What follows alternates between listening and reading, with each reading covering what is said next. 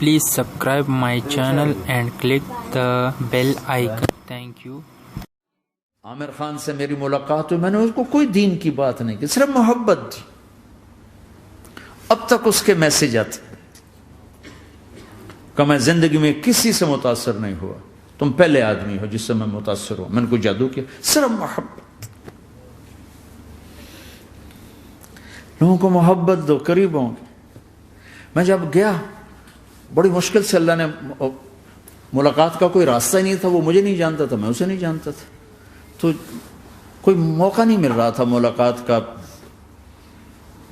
تو اللہ نے شاہد آفریدی کو بھیج دیا۔ شاہد آفریدی اس کی دوستی تھی، ہمارا جو کرکٹر ہے۔ میں نے اس سے فون پر کہا یار میری ملاقات تو کرا، اس نے ملاقات کروائی۔ تو اس نے مجھے کہا آدھا گھنٹہ ہے، آدھا گھنٹہ۔ جب میں پہنچا میکسیمم پونا گھنٹہ، میں کہا ٹھیک۔ میں گیا تو وہ سہما ہوا چہرہ کہ بھئی مولانا آ گیا، پتہ نہیں کیا کہیں گے، بھئی یہ تو کیا کر رہا ہے، تو حرام کر رہا ہے، ناچ رہا ہے، گا رہا ہے، توبہ کر، ابھی تیرے لیے دوزخ کا فیصلہ ہو جائے، پتہ نہیں کیا ہو، وہ ڈرا ہوا سہما ہوا تھا۔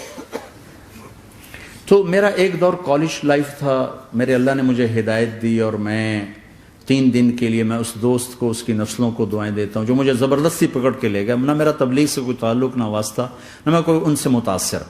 ایک لڑکا تھا، بنگالی تھا، گشت کرتا تھا، لیکن میں اس سے ذرا متاثر نہیں ہوا۔ میرا دوست متاثر ہو گیا تھا، تو میں تو ان کے قریب سے نہیں گزرتا تھا۔ تو وہ اور میں اسکول میں اکٹھے آ رہے تھے، کالج میں اکٹھے آ رہے تھے۔ تو وہ متاثر ہوا، وہ 3 دن کے لیے جا رہا تھا، تو مجھے بتائے بغیر میرا ہاتھ پکڑ کے لے گیا، مجھے کام ہے چلو میرے ساتھ۔ اور میں اس کو انکار نہیں کر سکتا تھا، یہ میرا اس کا تعلق تھا۔ اب بھی اسی طرح بھائیوں جیسا تعلق، میں اس کا احسان ماں، مجھے زبردستی لے گیا۔ ہمارے پنجابی کی مثال ہے، کبے نو لت لگی وہ سیدھا ہو گیا۔ وہ جو ہوتا ہے ہنچ بیک ہوتا ہے نا، اس کو کسی نے لات ماری تو سیدھا ہو گیا۔ مہربانی بھائی تیری لات سے میں سیدھا ہو گیا، تو مجھے تو وہ کبے والی لت پہ گئی۔ تو اللہ نے مجھے اس طرف لگا دیا۔ اور جب میری کالج لائف، میں نے کالج کا بہترین سنگر تھا، اسکول کا بہترین، یہ جنید جمشید کیا ہے جو اس زمانے میں یہ سارا کو ٹھا میں نے سارا کیا ہے۔ تو اب وہ بیچارہ ایسے بیٹھا ہوا، تو میں نے اس سے بیٹھتے فلموں کی باتیں شروع کر دی۔ اور تھوڑی دیر بعد کہ میں نے محسوس کیا کہ فرام 60 to 72 جو فلم انڈسٹری کو جتنا میں جانتا تھا اتنا وہ نہیں جانتا تھا۔ تو اس کے اوپر میرے علم کا روپ پڑ گیا، اس کی لائن کا علم تھا نا۔ تو وہ تو حیران پریشان، یہ واز تو ہو رہے، تو کبھی دلیپ کمار کی باتیں شروع ہو گئیں، کبھی راج کپور کی شروع ہو گئی، اور کبھی محبوب صاحب شروع ہو گئے، کبھی مدن موہن شروع ہو گئے۔ وہ آدھا گھنٹہ تو یوں ہی گزر گیا۔ تو آدھے گھنٹے کے بعد میں نے کہا جی ہمارا تو ٹائم اوور کا نہیں، اٹھیں چلے ادھر چل کے بیٹھتے۔ میں کھانے کی ٹیبل پر تھے تو ہم وہاں جا کے بیٹھ گئے، پھر وہیں باتیں شروع ہو گئی۔ جب اس کا سارا خوف دور ہو گیا اور ریلیکس ہو گیا، اس میں 1.25 گھنٹے سے 50 منٹ گزر گئے تھے، تو پھر میں نے کہا عامر بھائی آپ حج پہ آئے ہیں، اگر آپ اجازت دیں تو آپ کو اپنے نبی کا حج سنو۔ کہنے لگے ہاں جی ضرور سنائی۔ پھر میں 1.25 گھنٹہ بولتا رہا، اور وہ ایسے کر کے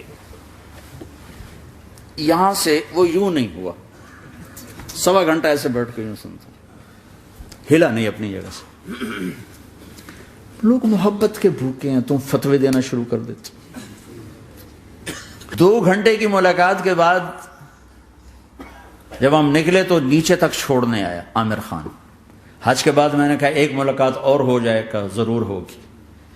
پھر اس کا میسج آیا کہ میں مدینے چلا گیا ہوں، معذرت چاہتا ہوں۔ میں نے کہا میں مدینے آ جاؤں گا، میں مدینے پہلے ہو آیا تھا حج سے پہلے۔ تو اس نے کہا کہ آپ 14 تاریخ کو آ جائیں، 4 سے 6 کا ٹائم میں نے آپ کے لیے رکھا ہے۔ تو میں جنید اور ایک اور ساتھی ہم دوبارہ وہاں چلے گئے 4 بجے، 4:15 ہم اس کے ساتھ ہماری سٹنگ شروع ہوئی۔ 4:15 سے 10:15 تک 6 گھنٹے مسلسل، اور اس کے ماتھے پہ ذرا نشان نہیں آیا کہ میں بور ہو رہا ہوں۔ اور اس کے بعد ہم اٹھے، اس کا جی نہیں چاہ رہا تھا کہ ہم اٹھ کے چلے جائیں۔ محبت۔ پھر ایک امتحان پڑ گیا، میں اجتماع میں تھا रायमंड के पिछले साल, उसका मैसेज आ गया, मेरी फिल्म तलाश आ रही, उसकी कामयाबी की दुआ करो। चंगी बात। मैं कहा अब क्या करूं, जवाब देना भी जरूरी, दुआ भी नहीं हो सकती, क्या करूं। तो जब वो मैसेज आया तो मेरे सामने कोई 10-12 उलमा बैठे थे। मैंने कहा भाई ये मैसेज है, इसका जवाब दो। कहा जी ये हमारा फील्ड नहीं, तुम्हारा है, तू ही जवाब दे। मैं सारा दिन सोचता रहा, मुझे कोई जवाब समझ में नहीं आया कि जान भी बच जाए, जवाब भी चला जाए। फिर अगला दिन भी गुजर गया, मुझे कुछ समझ में नहीं आया। मैं असर का वजू कर रहा था, एकदम अल्लाह ने एक मजमून दिल में डाला, तो मैंने फौरन बैठ कर उसको मैसेज किया कि आमिर भाई जो क्रिएटिव होता है ना जहन, ये अल्लाह किसी किसी को देता है, तख्लीकी जहन ये अल्लाह ताला किसी किसी को देता है, हर एक को नहीं देता, और ये अल्लाह की बहुत बड़ी अता होती है। और मैंने तुम्हारे साथ जो वक्त गुजारा उसमें मैंने देखा कि अल्लाह ने तुम्हें तख्लीकी जहन दिया है, तुम क्रिएटर हो। और जो लोग इस टाइप के होते हैं वो कामयाबी नाकामी की परवाह नहीं करते, वो अपने काम से काम रखते हैं। आपका भाई तो फौरन उसका मैसेज आया, आप ठीक कह रहे हैं, आप ठीक कह रहे हैं।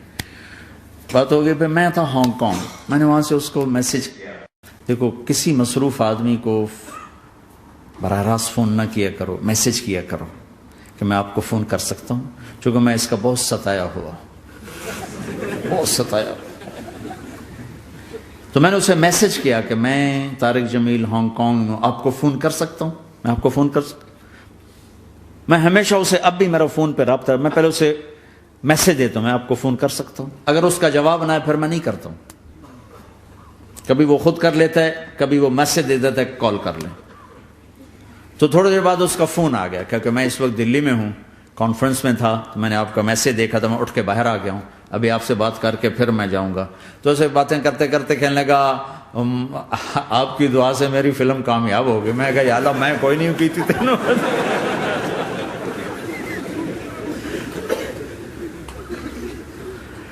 भाइयों मोहब्बतें बांटो, नफरतें तो पहले ही बहुत फैल चुकी।